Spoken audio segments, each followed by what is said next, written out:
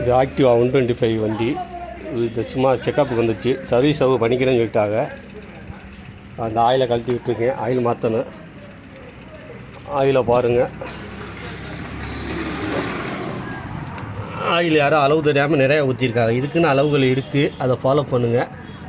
ஆமாம், கூட குறைய ஊற்றிடாதீங்க. ஆமாம், இதுக்குன்னு அளவு இருக்குது. 3/4 லிட்டரு தான் இதுக்கு வரும். ஆனால் வந்து 900 ml மேலே ஊற்றுன மாதிரி இருக்குது. ஆயில் நிறையா வந்திருக்கு. இந்த மாதிரி யாரும் ஊற்றாதீங்க. அதுக்குள்ளே அளவு என்னங்கிறத பார்த்துட்டு ஊற்றுங்க. இப்போ ஏர்பில்ட்டே கழட்டியிருக்க மாட்டா, அவளுக்கு ரொம்ப மோசமாக தான் இருந்துச்சு.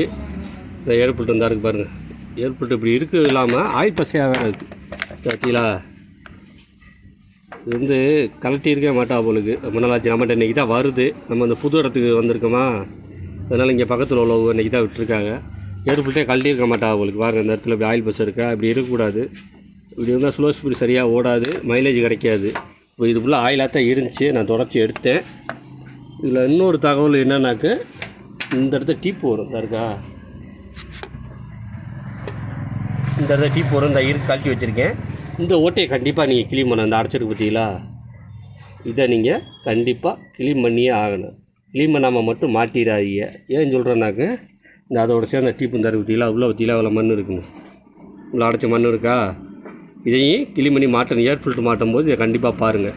ஏன் சொல்கிறேன்னாக்க, சப்போஸ் இதுக்குள்ளே தண்ணின்னு ஏர் ஃபில்ட்ருக்குள்ளே இறங்குச்சுன்னா இது வெளியாகிடும். இந்த தீலா இந்த டீப் வந்து இப்படி இந்த இப்போ இதாக இருக்குது. இது வந்து இப்போ ஓப்பனாக வரும். வெளியில் வந்து உள்ளே வந்து வர தண்ணி ஈஸியாக வடைஞ்சிடும். இப்போ இதுவும் அடைச்சிருக்கு, இந்த இடமும் அடைச்சிருக்கு. இப்படி அடைச்சி இருந்துச்சுன்னா என்ன செய்யும், தண்ணி வெளியாகாது. வண்டி ஷார்ட்டிங் டேபிள் வராது. உள்ளே ஏதாவது தண்ணி இனி இறங்குச்சுன்னா வெளியாகாது. ஷார்ட்டிங் டேபிள் வந்து வண்டி ஷார்ட் ஆகாது. அப்போது உங்களுக்கு இன்னும் சரியாக தெரியாமல் போயிடும். அதனால் ஏர் ஃபில்ட்ரு மாற்றும் போது கண்டிப்பான முறையில் இதை க்ளீன் பண்ணி மாட்டுங்க. ஆமாம், இல்லைன்னாக்கா உங்களுக்கு எவ்வளோ மண் இருக்குது பார்த்தீங்களா, இல்லைன்னா உங்களுக்கு தான் சிரமம். பார்த்துட்டு ஏதாவது தண்ணினி உள்ளவங்களுக்கு ஏதாவது இதாச்சுன்னா உங்களுக்கு என்ன கம்பெனி தெரியாத அளவுக்கு இருக்குது. பொதுவாக சீனியர் மெக்கானிக்கெல்லாம் கரெக்டாக பார்த்துருவாங்க. நானே பார்த்துருக்கேன். வேலை பார்க்குற பசங்கிட்ட இந்த விவரத்தை சொல்லிடுங்க.